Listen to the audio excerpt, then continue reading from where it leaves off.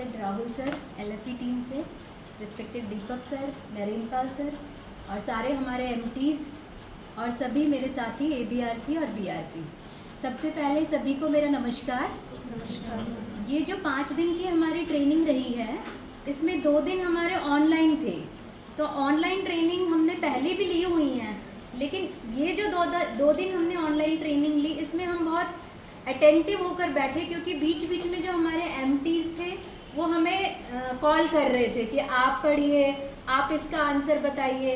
जैसे आप लोगों ने देखा होगा कि मैडम हमें पहले बता रहे थे पूरा फ्रेम क्या है, और उसके बाद एक वीडियो हमारे साथ साझा कर रहे थे ऑनलाइन मोड में भी, और फिर उसके फीडबैक हमसे ले रहे थे। तो हम चैट बॉक्स का भी यूज़ कर रहे थे। तो ये जो ट्रेनिंग का जो दोनों मोड थे हमारे लिए, ऑनलाइन मोड भी और ऑफलाइन मोड भी, दोनों ही हमारे लिए बहुत अच्छे रहे हैं। 2 दिन हमने ऑनलाइन में काम किया और 2 दिन ऑफलाइन में, और आज हमारा 5th डे है ऑफलाइन मोड का ही। तो इसमें काफ़ी चीज़ें सीखने को भी मिली हैं, क्योंकि इको टूल पे ना हमने पहले कभी काम नहीं किया था। हमारे ब्लॉक से सुरेता मैम ने काम किया हुआ है और रेखा मैम ने। तो सुरेता मैम जैसे हमारे क्लस्टर पे आते थे तो वो बोलते थे कि मुझे ना ये इको वाली ट्रेनिंग का भरना है फॉर्म।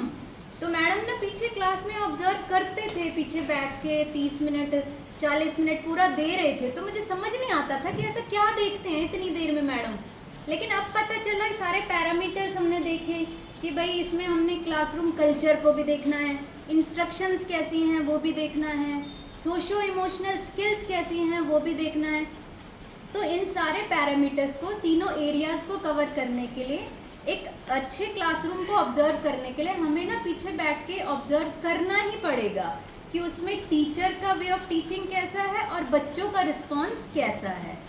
तो ये एक आगे आने वाले टाइम में हमारे लिए चैलेंज भी रहेगा, क्योंकि अब तक हम जो ट्रेनिंग लेके और फीडबैक भर रहे थे, ऑब्जर्वेशन भर रहे थे, उसमें शायद हम इतना टाइम नहीं लगा रहे थे एक फॉर्म के लिए।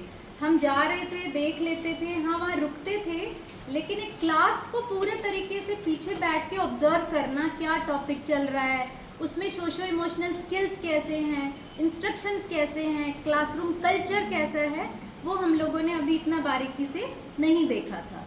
तो इस वाले ट्रेनिंग में, अब जैसे कल मैं पढ़ रही थी FAQs, उसमें पहले जो आया तो उसमें जैसे दे रखा था कि अगर कोई बच्चा पानी पीने के लिए पूछे तो इसको किस में रखा जाएगा।